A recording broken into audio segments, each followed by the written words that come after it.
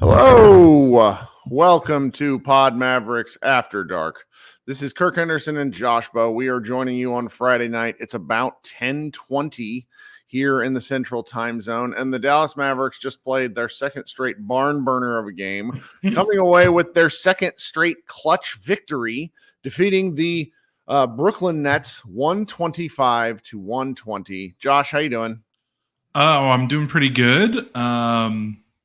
I think it's pretty funny considering last season that they're now 2-0 in the clutch. So it's maybe this is their season. I don't know, but it's just they're just immediately wiping away that awful clutch record from last year. At least so far, it's only 2 games, but we'll see. I don't even know where to start with this one. So, Luka. one of the things. Well, one of the things about covering a Luka Doncic team, we're in year 6. Is that at a certain point, you kind of start looking for other stuff to talk about, to lead, and write about, frankly, because in any instance, you can just go, well, look at what Luka did.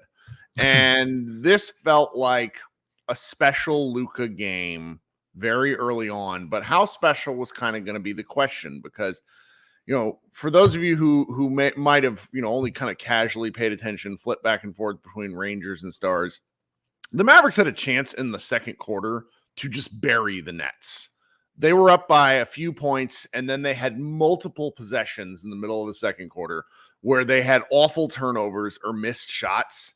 And then the third quarter was just like a game of hot potato with Tim Hardaway and Josh Green like losing their minds, only for Luka to slowly start to turn it on. Now, we don't get many of these kind of Luka games. And what I mean by these kind of Luka games, I mean 3-point shooting Luka games, because Luka finished, for everybody who who watched the game, with 49 points, 10 rebounds, and 7 helpers. But he was 9 of 14 from 3, including it's basically a right-handed skyhook from the right wing that went off the glass and went in. That was effectively the game winner. In the pantheon of Luka ridiculous shots, I don't even know where you'd rank it, but it was just, it's so unbelievable because it didn't even really look like a real basketball shot. I was laughing. There's really no other way around it. And Luka, he was unbelievable this game. He still left a lot on the table. I think if his teammates could hit open shots, he would have more than the 7 helpers that he had. I mean, Hardaway just killed him tonight on these sorts of things. But it was a really fun Luka game, because it was not just Luka, getting to the free. It was all sorts of different stuff. It was, mid-range. It was 3-pointers. It was free throws.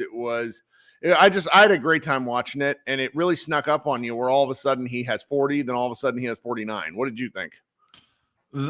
We've seen Luka drag this team kicking and screaming over the finish line for a win a bunch of times since he's been drafted here.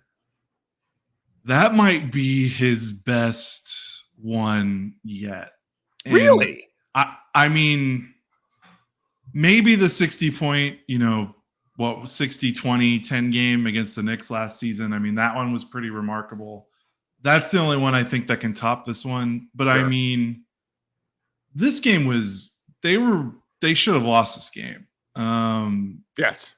I mean, it's not just that he scored a bunch. Again, he basically made 4 straight 3-pointers to close the game, then tossed in 2 free throws right before that run. Mm-hmm. He outscored the Nets 14-8 in the final 3 minutes. He scored 14 of the final 17 points for the Mavericks. I mean, it was just so when he made that hooking 3-pointer, I mean, it was just unbelievable. It was I mean, that's the kind of shot that like you're not like he's supposed to miss that and the Nets get a fast like that was just not supposed to happen. The way it was I'm sorry, I'm almost at a loss for words with Luka, but I've just never just the way that this team was just doing nothing for that fourth quarter except for Dwight Powell. And I think Kyrie did do a little bit before Luka came in. So I have to give Kyrie, yeah. We're going to circle back on Kyrie. But when Luka came in, despite what they were doing, they still couldn't get a lead really. And then Luka came in and it was over. And it was just, we've never seen, I think I just looked it up while you were talking. Pretty sure this is a career high in threes made. So this is something we've literally never seen Luka do before. And just doing it in a row, like he's had some moments where he makes some threes and you're like, oh crap, look out. But to end the game, making 4 straight 3-pointers when nothing is happening, by the way, like the offense was dead. And really it was like looking kind of like same old Mavs where their offense just dries up and he has to fling something up. That's the epitome of that final 3, right? Like that possession was smoked. Like they had nothing going on and he just flipped that up like with a wing and a prayer. And it goes in because he's like the most ridiculous NBA player I've ever seen in my life. So I don't know. Like that was, I was ready to sit down here and talk to you about how this was a crappy loss. And here's 8 things that this team did that was really crappy and like that was not good and they need to fix. And then Luka just like pulls a rabbit out of a hat. It's just, I want to say it's unbelievable, but yeah, like you said, we're how many years into this and he does this stuff almost every week. It's remarkable. There's a point you can make where you would like, man, it would be great if they didn't need Luka to play like Superman to get some of these wins. But man, it's just, you take them where you can get them, especially considering the fact that, 2-0 and they had the preseason internet. Like they could easily be 0-2 right now and we'd be like, oh, here we go. Like, even if these wins might be a little bit of fool's gold, you just take them because what the West is going to be fair. Well, and this is, we talked about this. I remember we knew, and we talked about it during the 7-game win streak last season, right before the Mavericks died, that we kind of knew it was bullshit. Yeah. And to be quite candid, those games feel like these 2 games.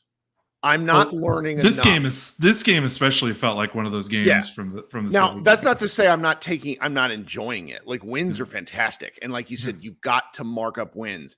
But within the wins, for the reasons why these games are close, the Mavericks then have to figure out what to do about why the games are close to begin with. Because if they're better than these 2 teams, the Spurs and the Nets, then they need to have more separation for longer. And through 2 games, we've seen very little functional team defense. Now, that's not to get again, we don't like being negative. We just kind of want to talk about what we're actually seeing here. And when you back away from Luka's excellence, and I think we should circle back kind of on the grumpy stuff in the second half of the show. Go ahead. There were some other things. There were some really other interesting things that I want to talk about. I'm looking through. Actually, you know what? They're like on a play-by-play, I find myself very, very frustrated. So you can't wait? No, because I'm not mad. It's just like they won this game because of Luka's brilliance. Yeah. I do want to sort of circle to the Kyrie element of it all. I think if you're worried about Kyrie Irving, and I did my 2 games worth of math, I'm pretty sure he's shooting 39% from the floor. I want to say it's like 16 for 41, something like that. Yeah. I am not worried about Kyrie Irving. No, me neither. That's where I come back to. I think that the shots that he has taken have been great shots that have not fallen. I do not feel he has pressed. I do feel like he has gotten sort of robbed on free throw attempts on a few times. And he just hasn't gotten the calls. Yeah. I think he, if there is a criticism, he could stand to be a little bit more engaged on defense. He's been a little bit of a saloon door at times, but he's not the only one. So it's not like that's high up the mark. Yeah. I think that they've won these 2 games with Kyrie Irving playing probably below his own efficiency standards is important. Now, he did have a 6-0 run by himself when the game looked like it was creaking open for the Nets with Luka on the bench to start the fourth quarter. Yeah. So and he has did had that against the Spurs too. Yes, he's had 2 good fourth quarters. So ultimately, he has provided he's provided enough to where the Mavericks won. And that's important. But if you're frustrated, if you're out there saying, and there are a lot of like, just like there are Luka specific fans that really only care about him. There are a lot of Kyrie specific fans that only care about him. That's fine. It's how you want to enjoy the game. I get it. But if you're worried about him or you want Luka to give more touches to him, I think that happens in the course of the game. Like, Luka's not going to stand in the way of a Kyrie flow. Like we saw it last year with that incredible fourth quarter that Kyrie had. Yeah. So I'm still feeling very bullish about this pairing. They're 2-0 to start the year. It's this game is different than the last game in that I feel like they escaped, whereas I felt like they would eventually overpower San Antonio. This game really kind of was more luck. We're going to take a quick break here, and then we'll circle back and talk more about that. But before we go to break, I would like to ask everyone, if you have the opportunity, to go down and click the like button. The like button, particularly for live streams, is very helpful. Right now we got, a little under 200 folks in here. Would love to see that get higher, and clicking the like somehow helps with the algorithm and bumps people up. Also, if you haven't considered subscribing to our show, I would love it if you subscribe to Pod Maverick. Josh and I would be very grateful. For those of you who are kind of flying in or new here, we do 2 recap shows for every game if we're able to do it. We do this one with Josh and I here where we talk. Then we take about a 20-minute break, and then I come on alone and we host with any Mavericks fan or really any kind of basketball fan that wants to come up here and talk hoops. Sometimes it's a little messy because we, none of us are like professionals. We all do this for, I do this for fun, but we have a great time. So I would like you to consider coming back and joining that show, particularly if you have a take, because you can come up, the software is real easy to access, and you can just hop right up here and talk to me about basketball for a few minutes. Okay, so now that I've made my shill, my pitch to everyone, I appreciate everyone who's willing to do that. By the way, we still are interested in show sponsors if that's something that you are somebody out there who knows those sorts of things. We will sell. We will sell things. All right, so understanding we think the Mavericks escaped, it starts with the defense. Do you think it is execution on the defensive end, or do you think it is scheme? Because Luka, for example, is playing better defense. He really is. That was a big key in the second half, I think, to keep this game from getting out of the way or out of control. He really bodied up on Mikal Bridges pretty well. Bridges had a pretty awful game. He was 6 of 17 from the floor. He got 18 points because, just by attrition, he shot 17 times. And there were moments where they were hunting, like they were trying to get that matchup. They were screening Luka onto Bridges, and Luka was just not giving Bridges anything. It was really impressive. So I think there's been some decent individual effort. Grant Williams had some good plays in the second half defensively as well. The thing is, it just doesn't seem to be consistent right now, and I don't know how much of that is scheme, how much of that is effort. How much of that is rotation? Because it feels like they haven't had a set rotation for 2 games now. They've really Kid has kind of mixed and matched a little bit and done some things that I think some of the fans are kind of pulling their hair out about. But he, as he's trying to find something in these first 2 games, like a rotation that he can trust, I don't know if has to do with it. Like, guys are playing next to each other that have never played next to each other before. So. Yeah. That affects communication. That affects, your defensive rotations and things like that. But also, guys just got to stop getting beat off the dribble, which is something we saw last year. And, it's one thing where it's Luka or Kyrie who have had their saloon door moments in the first 2 games. And then credit to Luka. I think he's played better defense in the second halves of each Spurs game and this Nets game. So credit to him. But like Grant Williams, got burned a bunch in the first half against the Spurs. He stepped it up, thankfully. And Derrick Jones has gotten burned a couple times. Derrick Jones, for being out there to do a specific thing, he's not doing the thing he's been put out there to do. Yeah. I don't get it. Yeah, I'm not really sure. His contributions have been pretty suspect. I just don't really like if he gets a straight line drive off of a Luka pass, sure he's able to make a layup, but defensively, I'm not seeing it. Like Yeah, what? I mean, For a specialist, he's not very yes, special.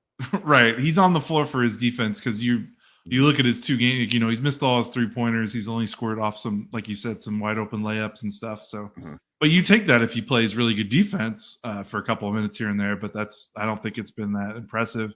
Josh Green has been all over the place. His one-on-one defense has been a little suspect. His help defense has been weird. He's got this problem. He had it last year where he over helps. Like he is so eager to rotate and help his teammates that sometimes he rotates when he doesn't need to rotate. And that kind of opens things up on the floor for some other people. Tim has been Tim. He had a really weird Space Cadet moment in the fourth quarter. I need to find it. I can't remember. Let me ask you a question. Yeah. So we had a question over the summer. I remember this, where it was a guy. I can't remember the guy's name. I didn't save the email. I'm looking for it right now. But the guy basically said, you know, I watch basketball. I like basketball, but there's a lot of stuff when it comes to terminology that I don't understand. Could you walk us through what overhelping is and what it does? Well, like overhelping, like, you know, it's sliding over to stop a drive that necessarily doesn't need to be stopped, or it's doubling when you don't need to double, or it's shading to help. You know, like if he sees Luka isolated against Bridges and he's maybe shading a little bit too far because instinctively he thinks, well, I need to help Luka because I don't want to leave Luka on an island against this really good, really good player. You know, I'm trying to help my star, but when you do that, you're opening up passing lanes, you're opening up driving lanes that shouldn't be there. And to sort of, I asked you a question and then I'm interrupting you. No, go ahead. One of the things that I think is important to understand, guys, is that 6 inches a foot, something like that, between being closer than if you're off your defensive assignment more than you ought to be, that 6 inches or a foot can be all the difference between an open passing lane to a wide open shooter or a cutter. It's defense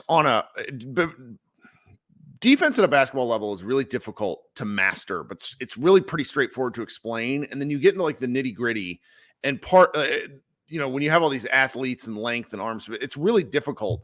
And so Josh Green, everyone really kind of assumes he's a very good defender.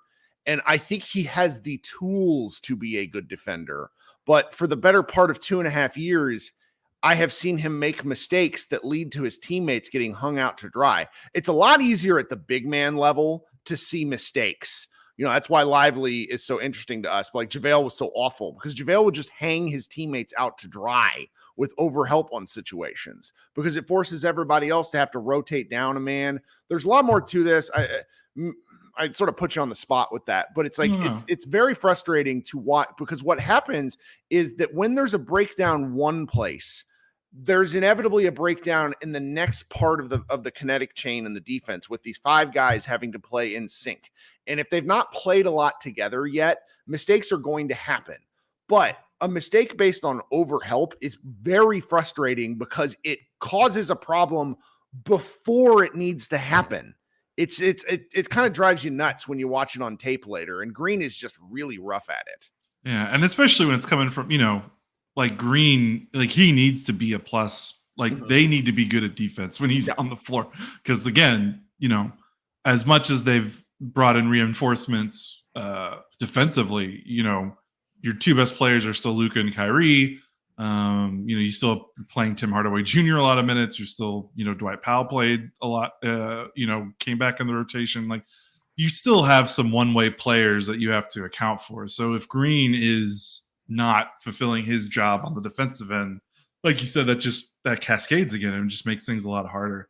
Also, Maxi Kleba just, I don't know, just not, defensively, just not as much of as an impact as he used to make. His ability to make defensive plays, like steals and blocks, just feels gone. And we'll have to see if he can round into form. That hamstring injury.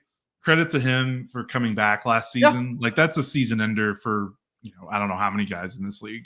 So the fact that he was able to come back and finish last season is really a credit to his work ethic. But that's a tough injury, and so like I don't think it should be surprising that he looks a little. He looks a little rough. Like, it might take him, some more time than we anticipated, because that was a really, that's a really rough injury for a guy his age and his size. So we'll see there. But yeah. So Cowboy in the chat makes a statement that I think is worth expounding on a little bit. I wonder how much goes on coaches not teaching guys to defend off ball. This is what is so difficult at the NBA level, because we all know that Josh, for example, hasn't played a ton of basketball compared to a lot of NBA players. But at the lower level, you're taught certain defensive things about where you're supposed to be on the floor. And the problem is at the NBA level, the guys are so dang good, you have to relearn some of the basics, which almost always means being closer to your man than what feels natural. Right? Right. Because it's just that little bit. And so this is actually a really good segue to kind of what I think will be the defining talking point. And I was already frustrated with it. Derek Lively played 17 minutes. And after the game, he went out at about 8:40 in the third quarter and didn't return until 4 seconds left in the game. And the Mavericks' decision to opt to what they later referred to, meaning Jason Kidd and then the announced team, as going small, I thought I was going to lose my mind. Now, I'm trying not to overreact because it's the second game of the year. But Derek Lively, and I mean this sincerely, I think Dwight Powell is actually a pretty good defender on the perimeter. He's terrible in the paint. We know that. That's part of why Lively exists. Yeah, his best defensive qualities are when he's switching, trapping, using his feet. Here's the thing about Derek Lively. He can do those things too. Do you know how many personal fouls Derek Lively had tonight? Let me look it up. He had 0. Zero. That's pretty good. Any of the sort of concerns about fouling so far through NBA games, it just hasn't been there. He's committed so few personal fouls as to affect the game in a negative way, whereas we thought he's going to come into the year and be a real fouling problem. Yeah, he hasn't been in foul trouble in either game so far. He has, guys. He is 7'1" with a 7'7" wingspan. Okay. You remember how we were talking about inches mattering just a few minutes ago? It helps to have a guy that can do this. The idea that he cannot move laterally, which is heavily implied by going small, which is what Brian Damaris did after the game and which is what Kidd did. I simply do not agree that was the reason why. Like, maybe that was the choice they made, but I do not agree with the reasoning. I'm really frustrated by this because you draft this guy with the 12th pick. He plays amazing in game 1, does nothing that I could see because he got lost. He got stranded on some islands guarding smaller guys earlier in the game, and he did great. What am I missing? I don't know. When he got pulled, did he make a mistake? Was there like a pretty? There had to have been because I need to rewatch it. Yeah, for you to go out at 8:43. And I went and did this because it's great. I'm doing the recap and I asked for somebody's help on our staff. And instead of helping me, our other editor, Doyle Rader, was like, go check the game log. I'm like, dude, I know I'm writing about the game, whatever. I didn't see anything, but okay, let's assume it was a mistake. Fine. But then you put him back in. Going with Maxey and Dwight is simply, it doesn't work. We have a year's worth now of experience to see that it doesn't work. And unless Luka Doncic goes God mode, if he doesn't go God mode, this is the only thing we're talking about. That's just a fact. What do you think? No, for sure. And I really don't mind like Dwight and Maxey being like your bigs off the bench. But yeah, the defensive answer is a little suspect to me. I'm just now watching the play that happened. Thanks, David. But I'm watching it right now, and it was not Lively's responsibility. So he steps up. It's a Ben Simmons, Mikal Bridges pick and roll. Ben Simmons is setting the screen for Mikal. So Lively is guarding Ben Simmons. So he steps up onto Bridges. Doesn't do the best job containing him, but I wouldn't call it a blow by. But Kyrie completely abandons his man. That's probably an overhelp. Yeah. And that's where the open 3-pointer came from. So I mean, I guess you could maybe say Lively didn't get in front of McHale enough to cut off the drive, but it wasn't like it didn't look like anything egregious. And so like I think, maybe that was it, but really I wonder if the reason why Lively never came back in is because Powell just kept scoring. Powell justified his own existence in the game because he had tip-ins. He hit his first 3 since the Eisenhower administration. Powell played a good game. It is not an indictment of Powell. It is more an indictment in my frustration with the process, and then being told after the game that bad process justifies good results, which over an NBA season is not the case. You can win games and be happy with it. But, I think we would all agree that the Mavericks stole one tonight. Yeah, for sure. And I wonder if part of the reason, like I said, Powell just kept scoring. It was pretty funny. So I wonder if the reason why Lively didn't come back in, it was because Kidd just wanted to ride the hot hand. And at a certain point, Lively had been on the bench for so long, he was probably like, well, I can't put him back in now. Correct. And so I think it was just more like if Powell wasn't scoring, I'm going to gut check and say that Lively probably would have checked back in. So, okay. But again, I just find myself frustrated by it. I understand. No, I understand. He played an otherworldly game 1, and so much. We talked about this with Jaden Hardy last year, who didn't play a second straight game. There's a confidence issue with playing in routine, and getting pulled can mess with that. Now, because they won and because Lively is smart and quite good, I don't think it matters. But we talked about consistency of role, and I don't see a reason why they took him out that makes sense to me other than we wanted to go with Dwight. That's why they took him out. They wanted to go with Dwight. I'm just glad it didn't bite them in the ass, because if it did, I really do think that would be the frontline talking point of why are you pulling the first round rookie who basically helped win the game the other day. Yeah. I don't know. And again, Powell just, he had 11 points in 13 minutes. He had, I think he scored. Did he score all? He might have scored all 11. I don't have I need the box score up for this, but he might have scored all 11 of those in the fourth quarter. He at least scored like 8. I mean, he was at one point their leading scorer in the fourth before Luka checked back in. The 3-pointer was hilarious because, oh my gosh, I was there for the Dwight Powell Summer League 3-point shooting experience where they gave him a green light and he just couldn't do it. We're talking like 1 of 9 type performances. He had all 11 of his points in the fourth quarter. So I have to imagine it was like he probably anticipated getting a moment to sub him in at one point, but Powell just kept scoring, so he just left him in there like that. Yeah. That to me feels like if we're trying to find something like reasonable, that makes more sense to me than that defensive answer, because the Mavericks weren't really stopping. Well, Scott in the chat says it's except this is hard to understand except for if they had to find minutes for their sacred cows. I don't think it's that, because I think it's like more rhythm and what they had going. Because Josh is right now that I'm hearing it, that if Powell wasn't scoring, he probably would have been taken out, because if he's not scoring, he's not helping enough on defense.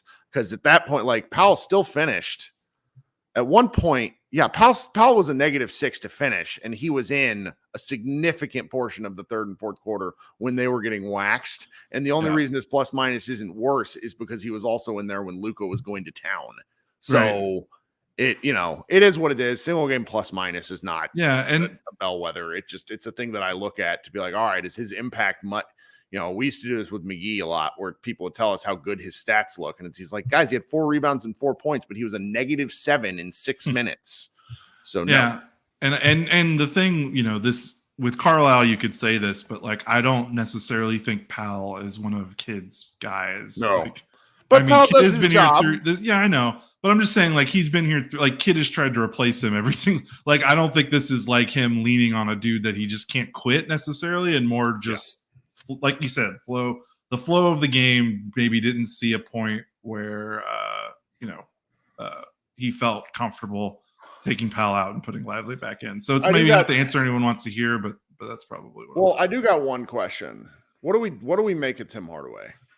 Oh my God, this was Someone can maybe find some plays he made. Well, outside of the some good first like plays. 18 minutes of both of these games, I feel like his second halves have been abhorrent to like the Dude. point of like to where we're getting some like 2019 Kirk rage tweets because he like, woo, buddy. Dude. I mean, he can't hit. He has these sequences where what was the sequence where he took a floater, then got it on the baseline and took a second shot? It's just like, dude, stop. Yeah, it was a fast break. I think it was a 2-on-2 or 2-on-1. He somehow, instead of in that situation, if you're shooting a shot, you want a layup or a three. He somehow shoots an in-betweener floater, misses it badly short. Josh Green gets the rebound. Tim relocates to the baseline, but like not to the three-point line. He catches it like 15 feet or 18 feet from the basket and just shot it again right away. Like 20 seconds left on the shot clock. It was two of the worst shots he's taken in a long time. And that was like, you got to pull him. And of course, he did make like a three, I think a little bit after that. Again, when he's just shooting his spot up looks, like he's such a useful player. Man, when he is doing stuff inside the 3-point arc, it is a roller coaster of emotion. Well, he's shooting, and this is killing me. He shot the third most shots on the team, but he's shooting 35% from the floor. Now, we're not talking huge sample. It's 11 to 31, something like that. It's awful. It's awful. And so if you're really mad at Tim, I'm simply going to say that I get it. But I have a feeling the kid is doing this for a reason. He did this with Kristaps Porzingis before they tried to trade him. He plays guys who he's not, for a guy that the Mavericks probably want to move for Hardy related reasons to get Hardy shots. They have to keep playing Tim to show his value because Tim does have value. Like he scored a bunch of points in the first quarter yesterday. And I think he did the same thing today. It's just, he goes through these cold spells where it's like, man, do we need a Latvian laser rule where if you miss 3 shots in a row, we pull you out of the game? Yeah, that was rough.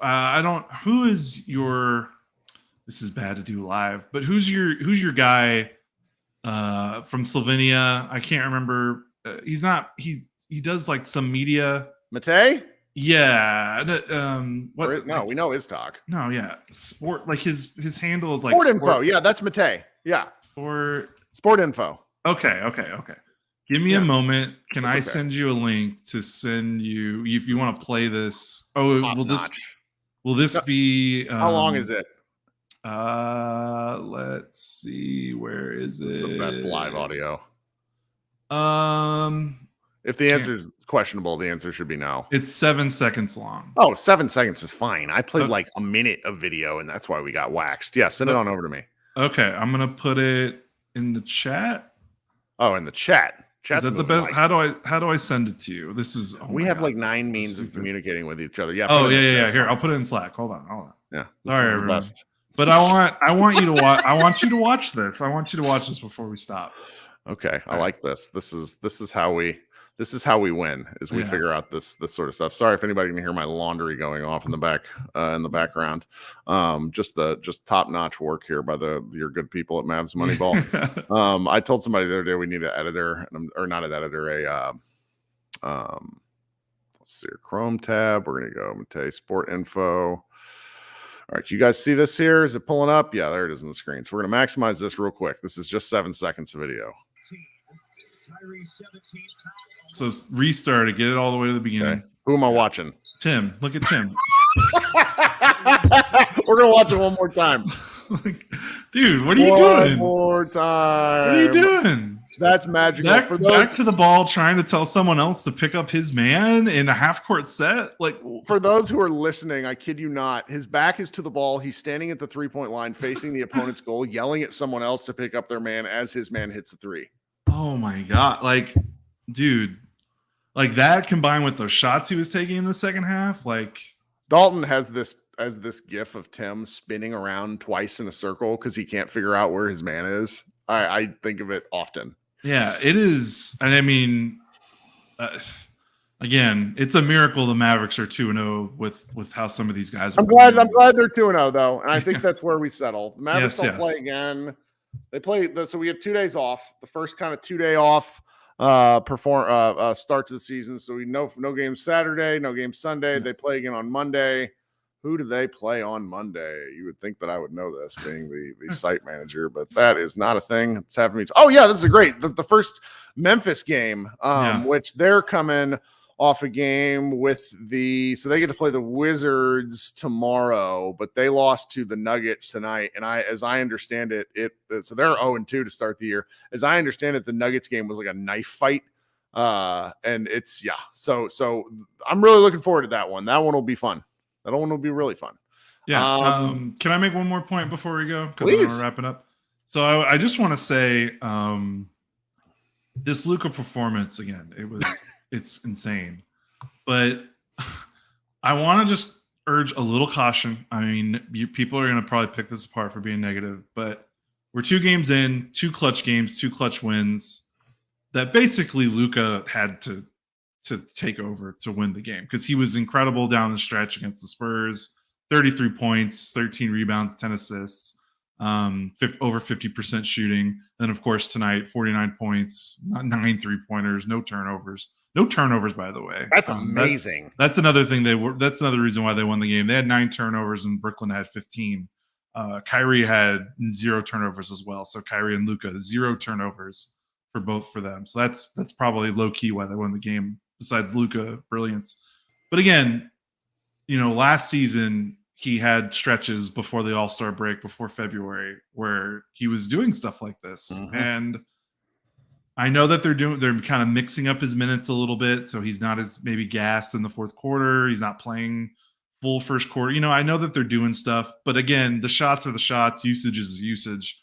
The workload is strikingly similar to the first half of last season, where we all pretty much said, despite the wins, we were like, this is inhuman. Like, you cannot ask a guy to do this for 70 games tonight, though. What were Luka's minutes tonight? It was okay. 36 and then 34 against the Spurs. So to me, if you're hovering around that 36-minute mark and not the 41-42 mark, that is an element of this that matters to me. Then there's a secondary thing where Kyrie Irving will wake up and have a plus game where he's the guy. For sure. And I also think Josh Green might have one of those at some point, despite him occasionally feeling like he doesn't know how to play basketball. Right. So again, it's not a big deal right now. It's 2 games, but they need to get a win without Luka looking like basketball Jesus or looking like a superhero. And you know what my wife said after the game? And my wife, again, she makes like one astute comment. Well, my wife's very smart, but she doesn't really pay attention to the game. And then she'll say something that's like, oh my God. Yeah. She goes, after the game, it's nice to see Luka not look tired during the post-game interview. For sure. But it's also game 2. Like, sure. My point is he going to look like this if they need him to do this every single night when it's January? Yeah. That's what I'm saying. I'm saying they got to get a little bit of this together, because you cannot go down the road that you went last season where you basically need Luka to score 40 points for you to win.